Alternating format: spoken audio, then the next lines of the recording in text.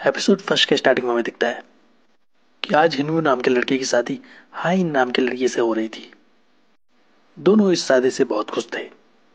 इसके बाद हाइन हिनवू को एक रिंग पहनाती है और दोनों की शादी हो जाती है। हिनवू एक किसान का बेटा था जो कि एक गांव से बिलोंग करता था, जबकि हाइन क्वीन ग्रुप की फैमिली का हिस्सा थी। इसके बाद दिखता है कि शादी होने के बाद दोनों घूमने के लिए निकल जाते हैं और एक साथ अपना टाइम स्पेंड करते हैं। इसके बाद हमें 3 साल के बाद का सीन दिखाया जाता है। हिनवू एक प्रेस कॉन्फ्रेंस में अपना इंटरव्यू दे रहा होता है और वो मीडिया को अपनी लव लाइफ के बारे में बता रहा होता है। और वो ये बताते हुए बहुत खुश था कि उसकी शादी को 3 साल हो चुके हैं। और वो आगे कहता है कि वो बहुत खुश नसीब है कि उसे ये लड़की मिली। वहीं दूसरी तरफ हाइन भी प्रेस कॉन्फ्रेंस में अपना इंटरव्यू दे रही होती है। वो मीडिया को बताते हुए कह रही होती है कि वो जानती है कि लोग उसके बारे में क्या बात करते हैं और वो अनजान लड़का किस तरह से उसका हस्बैंड बन गया। हाइन ने कभी भी अपना चेहरा मीडिया के सामने पब्लिश नहीं किया और वो आज ही अपना चेहरा पहली बार मीडिया के सामने ला रही है, जो उसने इतने सालों से छुपाया हुआ था। वहीं दूसरी तरफ हिनवू मीडिया को बताते हुए कह रहा होता है कि वो दोनों घर में साथ रहते हैं और साथ ब्रेकफास्ट करते हैं और साथ ऑफिस जाते हैं। लेकिन सच्चाई कुछ और थी। सीन में दिखाया जा रहा होता है कि हिनवू और हाइन एक घर में रहकर भी कितना अलग थे। वो कभी भी साथ नहीं रहते थे, यहाँ तक कि ऑफिस में जाते वक्त वो साथ नहीं जाते थे। लेकिन हिनवू सिर्फ झूठ कहता था अपनी लव लाइफ के बारे में, ताकि लोगों को लगे कि उनकी लव लाइफ बहुत अच्छी चल रही है। वहीं दूसरी तरफ हाइन मीडिया को बता रही होती है कि वो 5 साल पहले से ही हिनवू को जानती थी, क्योंकि 5 साल पहले हाइन ने अपने पिता के डिपार्टमेंट स्टोर को ज्वाइन किया था। वो एक जासूस बनकर वहां गई थी।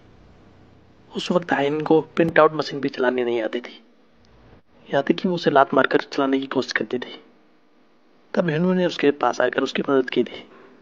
उस वक्त वो हिनवू से पहली बार मिली और वो आगे मीडिया को बताते हुए कह रही होती है कि हिनवू उसे लाइक करता था, इसलिए वो उससे फ्लर्ट करने की कोशिश करता था। वहीं दूसरी तरफ हिनवू वो मीडिया को बताते हुए कह रहा होता है कि हाइन हमेशा लात मारकर प्रिंट आउट मशीन को चलाने की कोशिश करती थी, लेकिन वो हमेशा हाइन को रोकता था। मशीन को किस तरह से चलाना है वो हाइन को बताया करता था और उस मशीन के द्वारा हिनवू हमेशा फैक्स भेजा करता था। और वो आगे मीडिया को बताता है कि उस वक्त ऑफिस में उनके बारे में बहुत सी गॉसिप चल रहे थे, जिस वजह से उस लड़की को जॉब से निकाला जाने वाला था। इसके बाद पास के सीन में हमें दिखता है कि हिनवू हाइन को अकेले में लेकर समझाता है कि तुम्हें मेरे करीब नहीं आना चाहिए, क्योंकि इस वजह से तुम्हें जॉब से निकाला जा सकता है। लेकिन हाइन उसे बताती है कि उसे उससे कोई फर्क नहीं पड़ता। हिनवू हाइन को बताता है कि जब भी हाइन को उसके सीनियर डांटते हैं तो उस वक्त हिनवू का दिल जोर जोर से धड़कता है, डर की वजह से। फिर हाइन उससे पूछती है कि उसका दिल जोर जोर से क्यों धड़कता है। हिनवू कुछ नहीं कह पाता।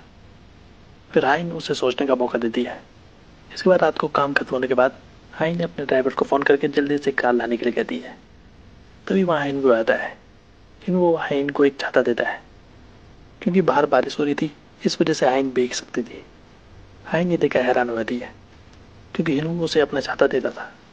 हाइन उस छाते को लेने से मना कर देती है। फिर हिनवू हाइन को बताता है कि उसने हाल ही में सियोल यूनिवर्सिटी से लॉयर का कोर्स किया है और वो हाइन को ये बताते हुए कह रहा होता है कि अगर तुम्हें जॉब से निकाला जा सकता है तो वो खुद उसकी देखरेख कर सकता है। फिर वो आगे कहता है कि वो हमेशा से चाहता था कि उसकी होने वाली वाइफ काम करे। इसके बाद हिनवू हाइन से अपने दिल की बात कह देता है कि वो उससे प्यार करता है।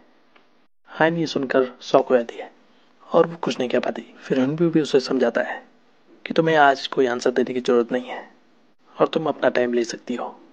फिर वो जाते वक्त जबरन उसके हाथ में अपना छाता पकड़ा देता है। हाइन उससे कुछ कहना चाह रही थी, लेकिन वो बिना सुने वहां से भाग जाता है और बारिश में भीगते हुए घर चला जाता है। वो लड़की सिर्फ ये देखकर हैरान थी और वो हिनवू का छाता देखकर मुस्कुराने लगती है, क्योंकि उसे एक सच्चा प्यार मिल चुका था। वहीं पर सीन में दिखता है कि हाइन मीडिया को ये सारी बातें बता रही होती है और वो आगे बताते हुए कह रही होती है कि सच पता चलने के बाद हिनवू ने उसका कॉल उठाना बंद कर दिया, क्योंकि हाइन उस कंपनी के मालिक की बेटी थी जिस कंपनी में हिनवू काम करता था।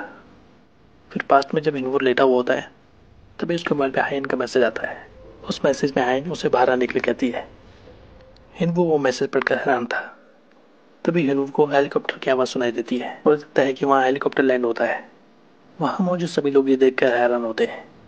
उस हेलीकॉप्टर के लैंड होते ही हाइन बाहर उतरती है। हिनवू हाइन को देखकर हैरान था। फिर हाइन हिनवू से कहती है कि क्या वो हमेशा उसके साथ रहेगा। फिर हिनवू दौड़कर उसके पास आता है और उसे गले लगा देता है। वहीं प्रेजेंट में हिनवू मीडिया को बता रहा होता है कि उस पर हाइन बहुत एंजल लग रही थी। फिर एंकर हिनवू से पूछती है कि क्या आप वो एंजल नहीं है। तभी हिनवू घबरा जाता है और वो कहता है कि वो अब भी एंजल है, और वो दोबारा से वही बात दोहराने लगता है कि वो अपनी मैरिड लाइफ से बहुत खुश है। लेकिन सच्चाई कुछ और ही थी। वहीं दूसरी तरफ हमें दिखता है कि हिनवू के कलीग्स आपस में बातें कर रहे होते हैं।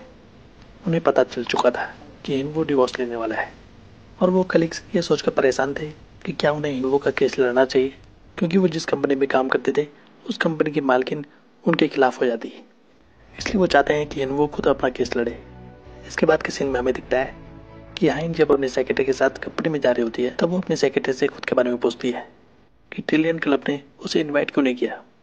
उसकी सेक्रेटरी बताती है कि हमारी सेल्स सिर्फ 880 बिलियन है, यही कारण हो सकता है कि उन्होंने हमें इनवाइट नहीं किया। इसके बाद हाइन की नज़र वहाँ मौजूद स्टोर पर पड़ती है और वो अपनी सेक्रेटरी को ऑर्डर देती है कि जल्द से जल्द उन स्टोर को बंद किया जाए, जिससे उनकी सेल्स कम हो रही है। इसके बाद मीटिंग में हाइन को उन प्रोडक्ट्स के बारे में पता चलता है जिनकी वजह से उनकी सेल्स कम हुई। फिर हाइन अपनी टैबलेट की स्क्रीन पर देखती है कि जिन प्रोडक्ट पर टाइट का निशान लगा हुआ था उनकी सेल्स 20% से कम थी। फिर हाइन का स्टाफ हाइन को बताता है कि ये कब के हटा दिए जाने थे, लेकिन वो उस आदमी का नाम नहीं लेता है जिसकी वजह से उन प्रोडक्ट को नहीं हटाया जाना था। फिर हाइन उनसे दोबारा पूछती है कि वो आदमी आखिर कौन है जिसकी वजह से वो उन प्रोडक्ट को अपनी कंपनी में से हटा नहीं पा रहे हैं। और फाइनली वो डायरेक्टर का नाम लेकर हाइन को चौंका देता है। हाइन को ये सुनकर यकीन नहीं होता। वहीं दिखता है कि हिंसू एक मीटिंग में बैठा हुआ होता है। तभी उसके कैबिन में हाइन की सेक्रेटरी आती है। वो हिंसू को बताती है कि हाइन बहुत अपसेट है और वो जल्दी उनसे मिलना चाहती है। फिर मजबूरन हिंसू को हाइन से मिलने के लिए जाना पड़ता है। फिर हिंसू जब हाइन से मिलने के लिए जा रहा होता है तो वो बहुत नर्वस हो रहा होता है।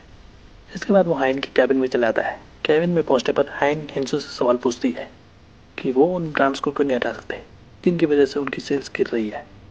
हिंसू हाइन को बताता है कि उन ब्रांड्स ने 500 मिलियन इन्वेस्ट किया है, इस वजह से हम उन्हें हटा नहीं सकते। हाइन उन्हें हटाने के लिए कहती है। तब हिंसू कुछ लॉ रूल्स के बारे में उन्हें बताने लगता है, लेकिन हाइन इस चीज़ से गुस्सा हो जाती है।